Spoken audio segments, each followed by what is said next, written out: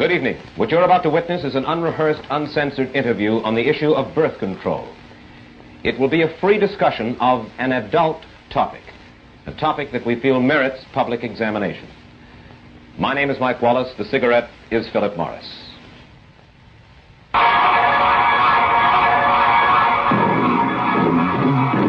New Philip Morris, probably the best natural smoke you ever tasted, presents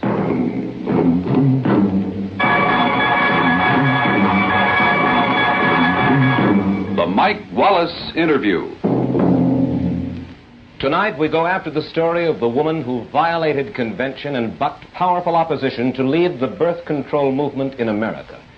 You see her behind me. She is Mrs. Margaret Sanger, who was thrown into jail 8 different times for her efforts.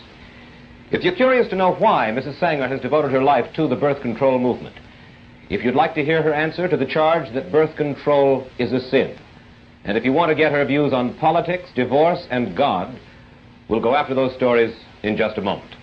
My guest's opinions are not necessarily mine. The stations are my sponsors, Philip Morris Incorporated, but whether you agree or disagree, we feel that none should deny the right of these views to be broadcast. One might say that the basis of this program is fact and fiction.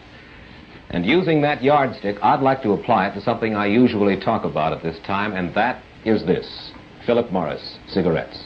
Here's why I smoke them and enjoy them. Fact 1.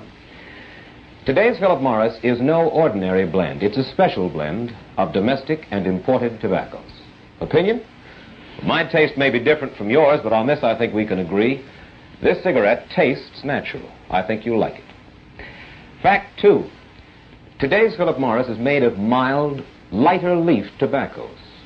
Opinion?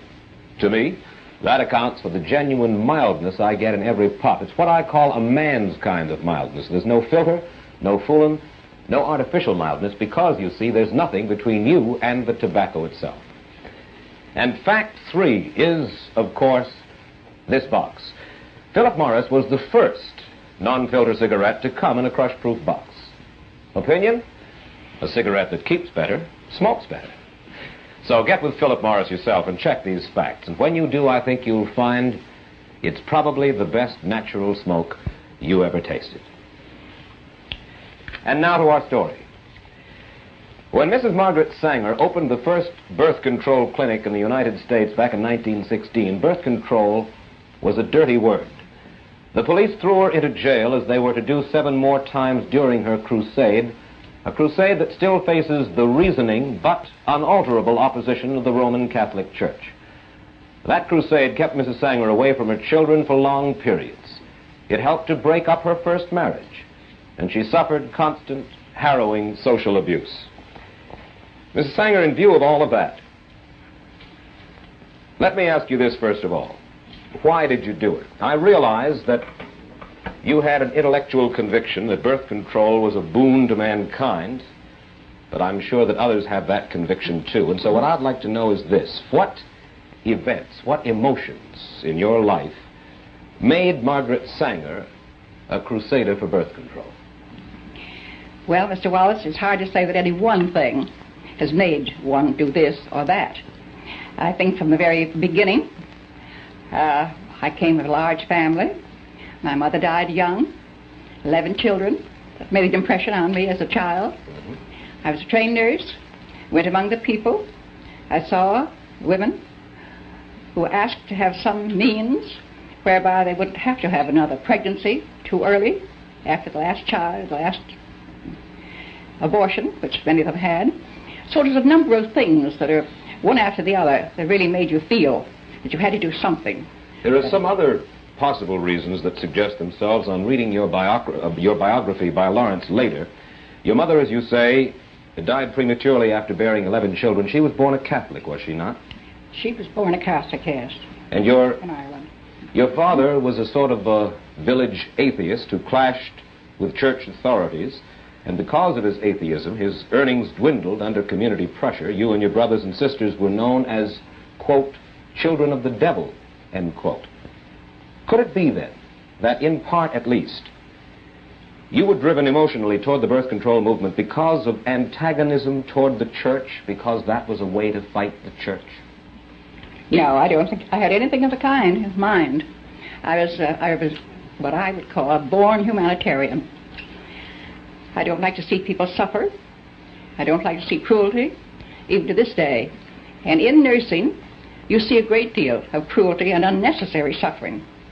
At that time, there was no opposition as far as the church was concerned, any church. It was mainly the law, the federal law and state laws that one had to think of. The church was not in my mind at all.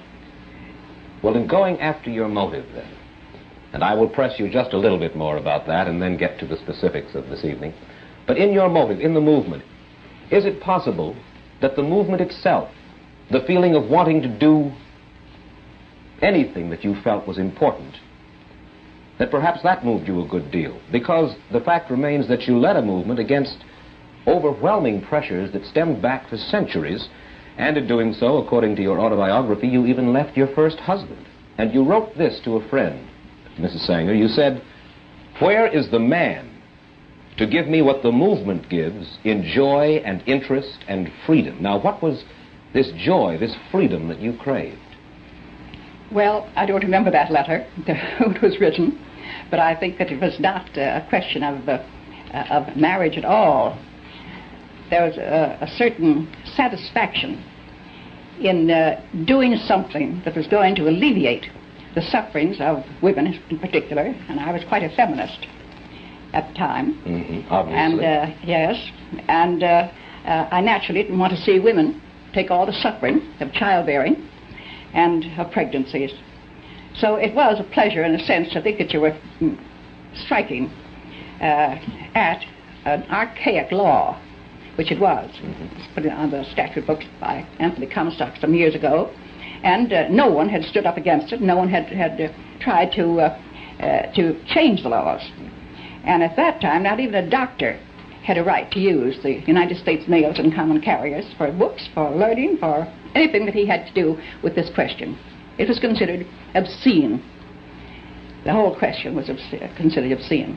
Mrs. Sanger, you have helped to spread the birth control movement not only here in the United States, but in Europe and the Orient as well. Why? Why is birth control of such vital importance internationally? Is it just to save women suffering? Is that the only reason in your mind?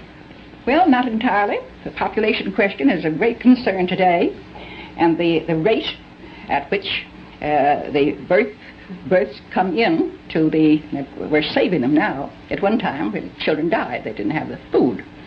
Today, our population all over the world is getting certainly better consideration and better conditions than they had at the time that I was there.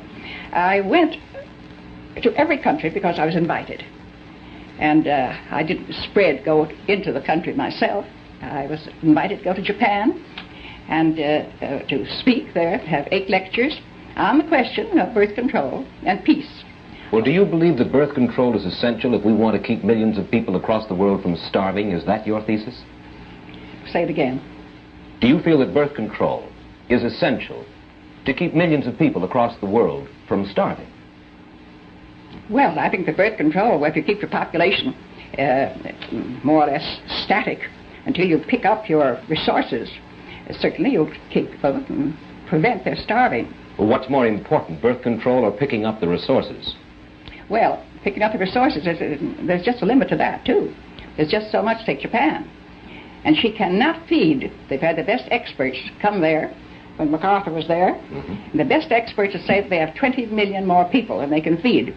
She's got to be fed outside in some way. She's got to have that kind of help if she's going to keep from fighting. But certainly around the world there is potential agricultural land that is not being properly used now.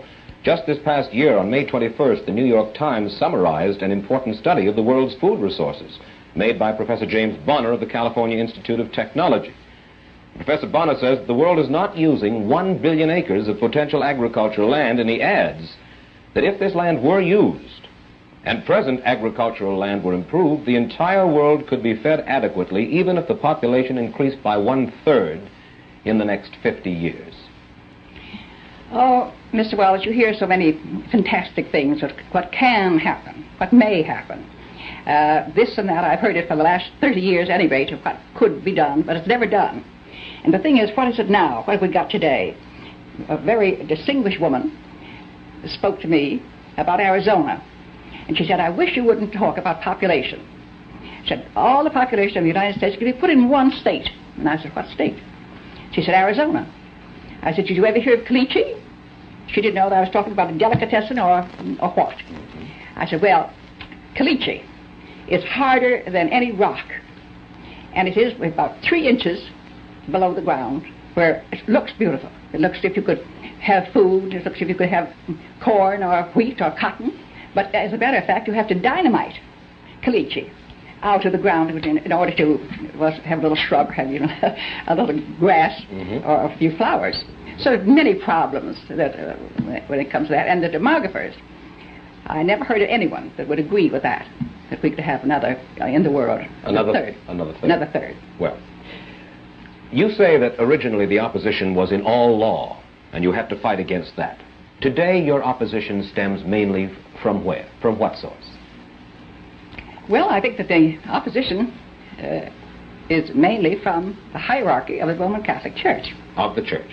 Well, now hierarchy. Of the hierarchy of the Church. You feel that the parishioners themselves, the lay people in the Church, are not against birth control? I feel they come to all of our clinics just the same as the non-Catholics do. Exactly the same. Well, let's look at the official Catholic position. Opposition to birth control. I read now from a church publication called The Question Box. In forbidding birth control, it says the following. It says, the immediate purpose and primary end of marriage is the begetting of children.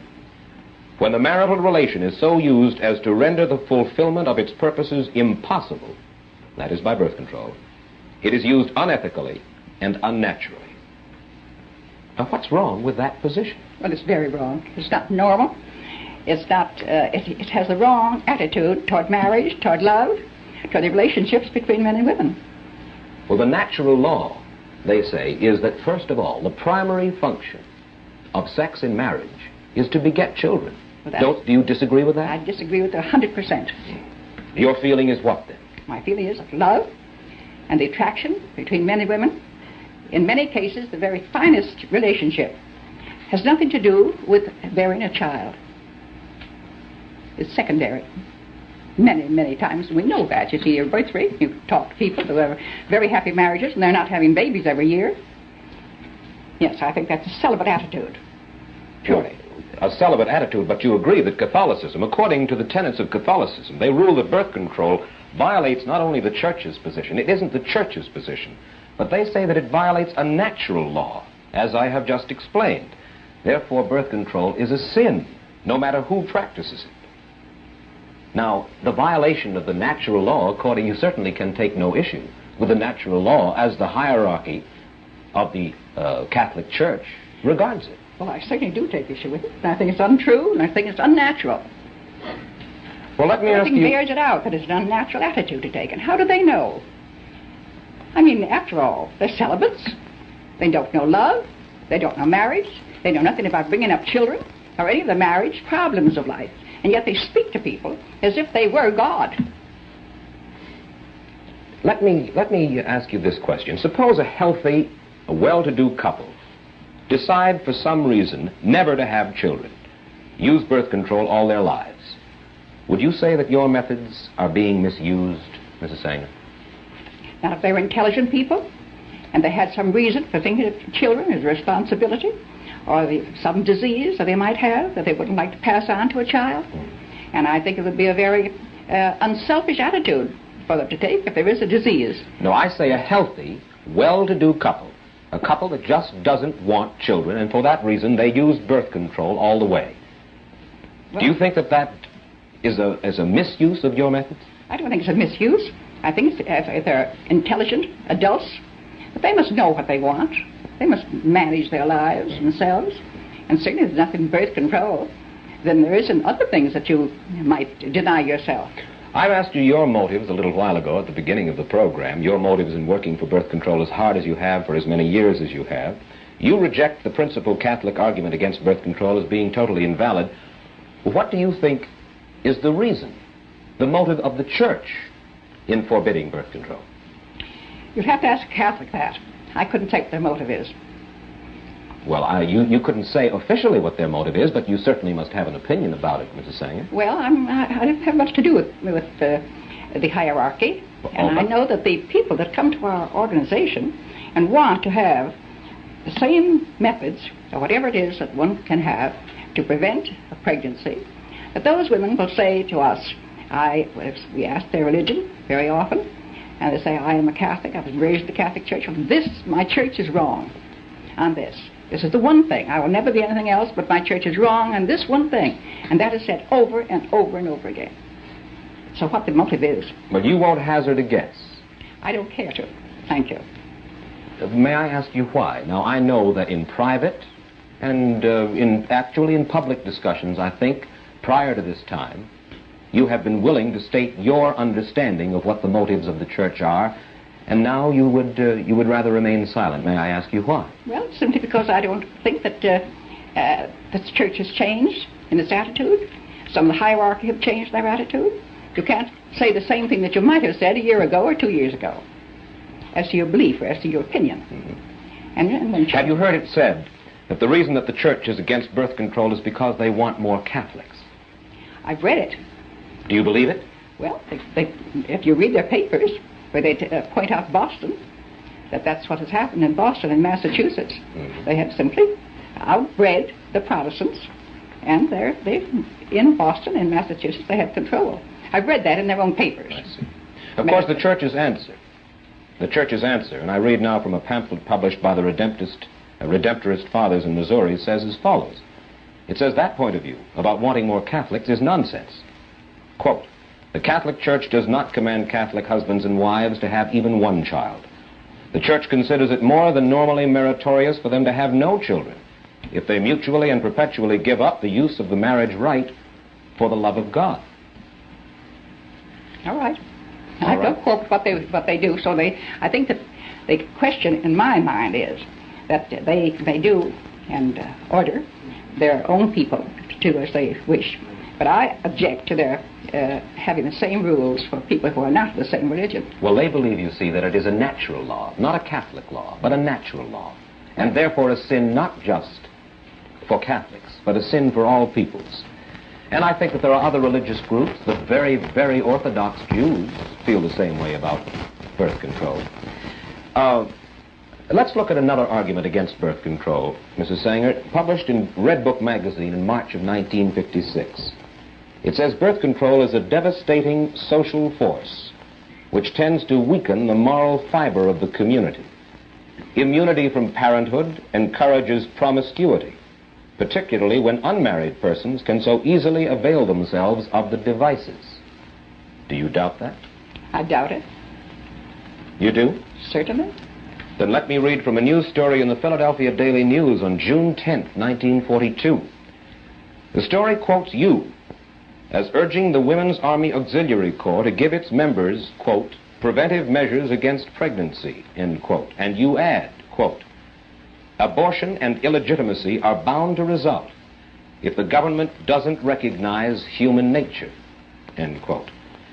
In other words, you were not advocating Christian morality, but rather ways for single women to avoid bearing illegitimate children. Where was this taken from? Philadelphia Daily News, June 10, 1942, direct quote from Margaret Sanger. I doubt it.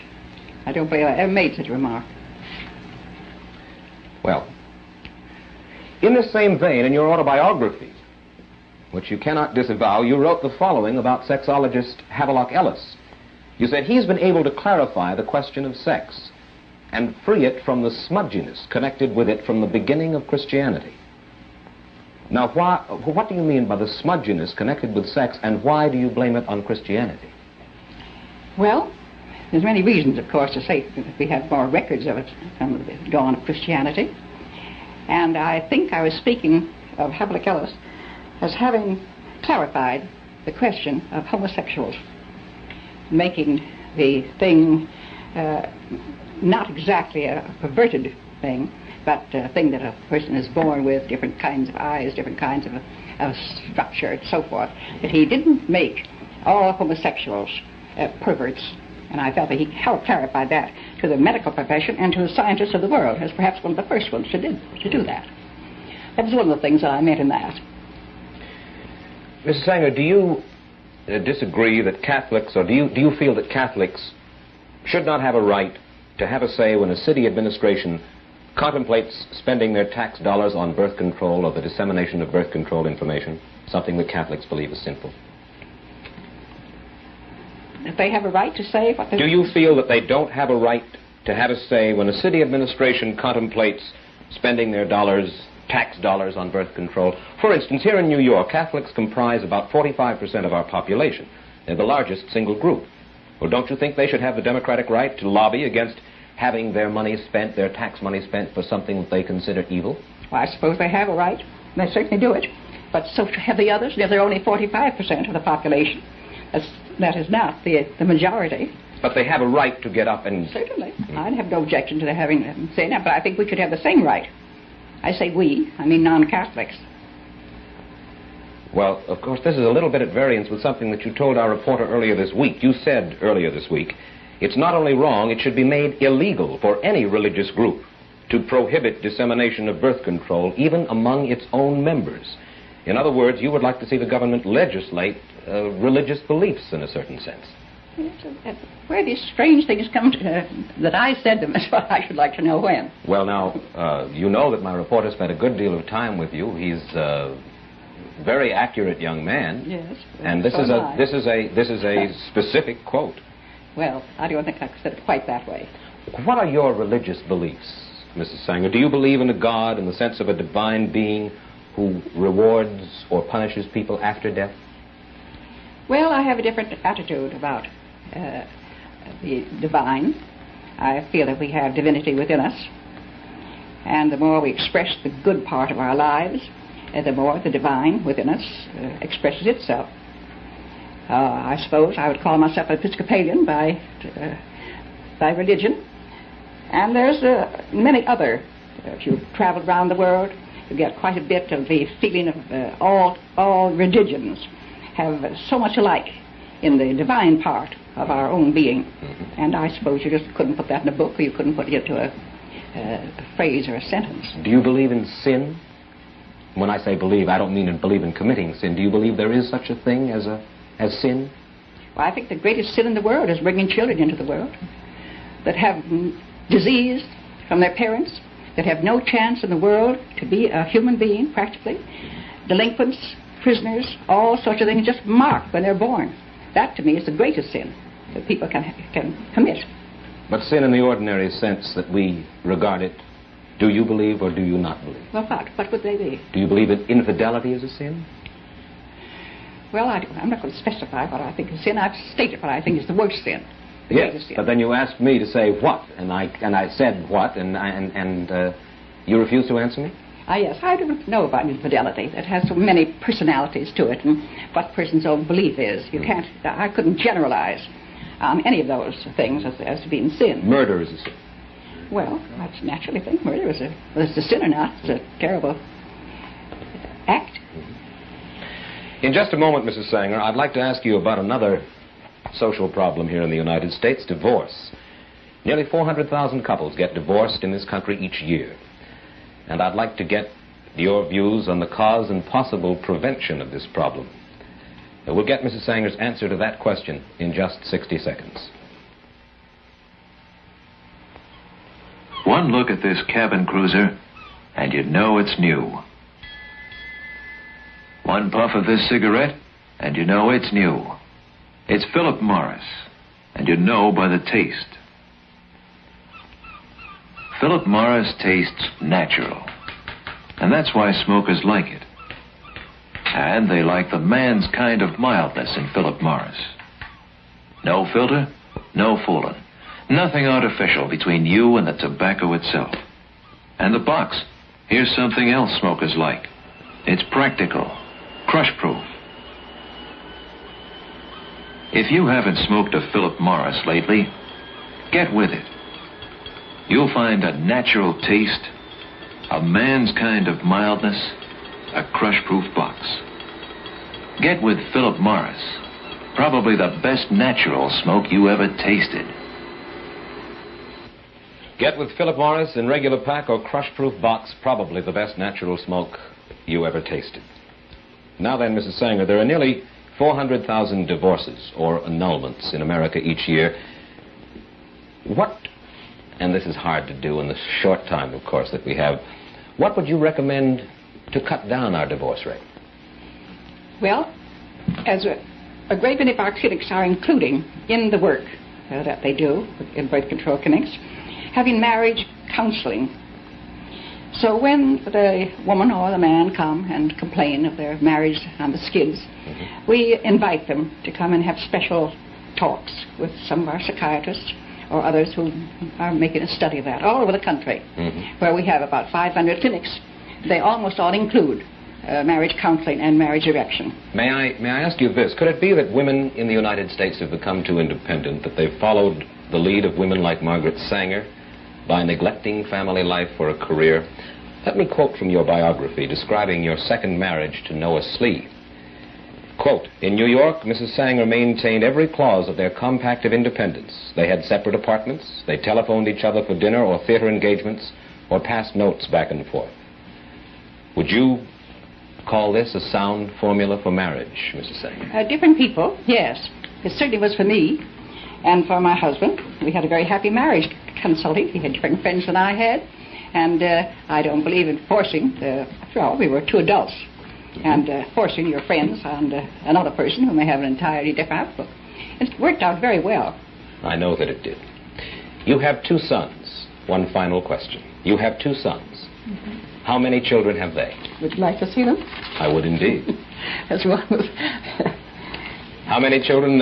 6 in this family? 5 boys and a girl in that family. And in the other family? 2 girls. 2 girls. Miss Sanger, I thank you so much for taking time out and coming and talking to us here this evening. And Mr. Wallace, I've never smoked, but I'm going to begin to take up smoking and use Philip Morris as the cigarette for me to take. Well, I thank you very much, Mrs. Sanger. Indeed.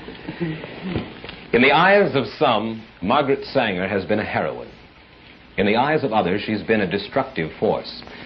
The purpose of this interview has been not, of course, to try to resolve this issue, but to open it to a little sensible discussion.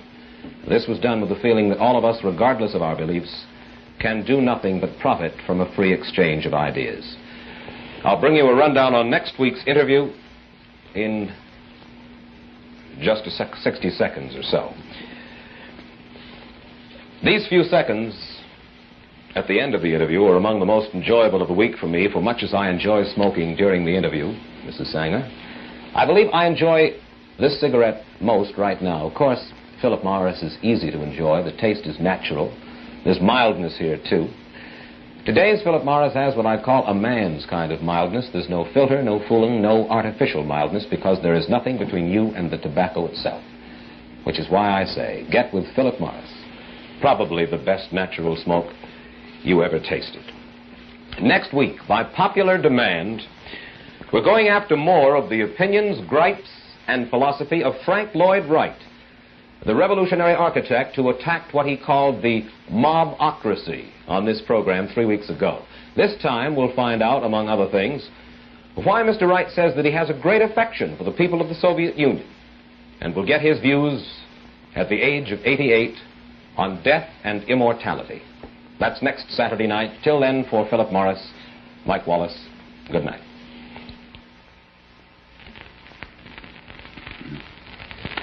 The Mike Wallace interview is brought to you by Philip Morris Incorporated, the Quality House.